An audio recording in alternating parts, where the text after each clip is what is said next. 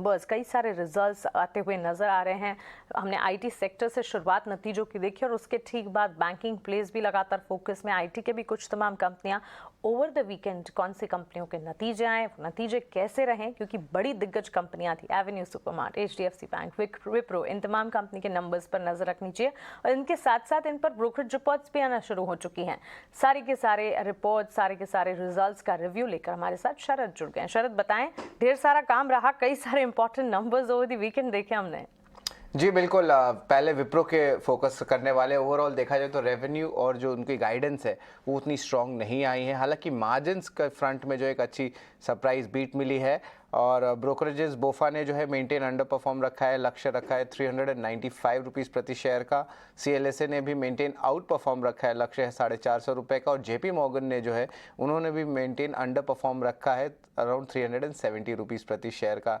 और इसके अलावा एचडीएफसी बैंक सैटरडे रिजल्ट्स आया, एनआई और पैट जो उनके आंकड़े मेन होते हैं देखने के, वो जो है इनलाइन सेट ऑफ नंबर्स देखे। और हमने जब एसेट क्वालिटी देखा, एनएनपीए ले लीजिए, जीएनपीए ले लीजिए, तो वो सपाट रहे हैं, ग्रोथ या डिग्रोथ नहीं देखने मिला, बट एसेट क्वालिटी स्टेबल था। और यहाँ पे जो है ब्रोकरेजेस का मानना है, बर्नस्टाइन ने मेंटेन आउट परफॉर्म रखा है, लक्ष्य 2200 रुपये रखा है। इन्वेस्टेक का मेंटेन होल्ड रखा है, लक्ष्य 1690 रुपये का। और मोतीलाल ओसवाल ने जो है मेंटेन बाय रेटिंग रखा है, 1930 रुपीज़ पर शेयर का टारगेट प्राइस रखा है। इसके अलावा एवेन्यू सुपरमार्ट्स भी फोकस में रहेगा। ओवरऑल उनके नतीजे वीक सेट ऑफ नंबर्स आए हैं, रेवेन्यू इनलाइन आई है।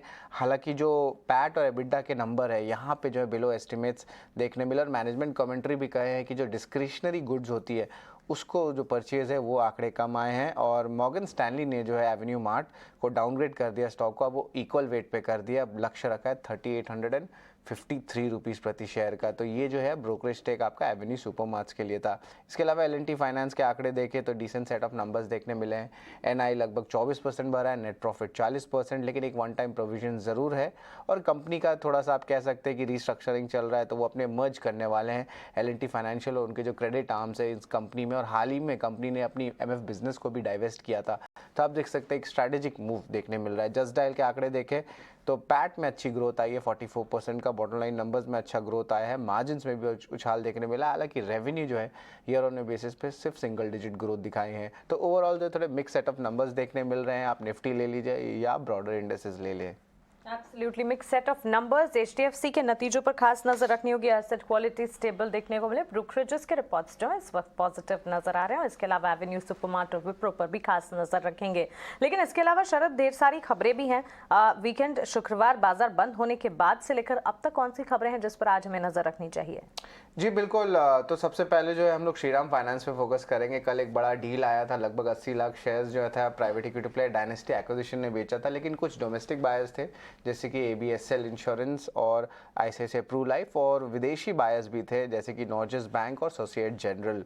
इसके अलावा आज आखिरी दिन है जहाँ पे आप एलिजिबल हो सकते हैं आरटी सर्फेक्टेंट्स के लिए, जो राइट्स इशू के लिए जो है एलिजिबिलिटी आपका रह सकता है अगर आप शायद आज खरीदेंगे। सुप्रिया लाइफ साइंस ने भी एक क्लैरिफिकेशन दी है और उन्होंने कहा है कि जो उनको समन्स मिल रही है आईटी डिपार्टमेंट से वो जो है एक रूटीन डेटा रिक्वेस्ट के लिए है। और उन्होंने जो एक रिट पिटिशन भी फाइल कर दी है इस रिपोर्ट्स के अगेंस्ट। पिरामल फार्मा, यहाँ पे उनके यूएस यूनिट को 2 फॉर्म 483 ऑब्जर्वेशंस आए हैं यूएसएफडीए द्वारा। केडीडीएल जो है हालांकि स्मॉल कैप कंपनी है, लेकिन कंपनी बायबैक कंसिडर करने वाली है जनवरी 18 के बोर्ड मीटिंग में। ग्रैनुअल्स इंडिया में जो है हैदराबाद फैसिलिटीज़ को जो है 2 ऑब्जर्वेशंस फॉर्म 483 के आए हैं।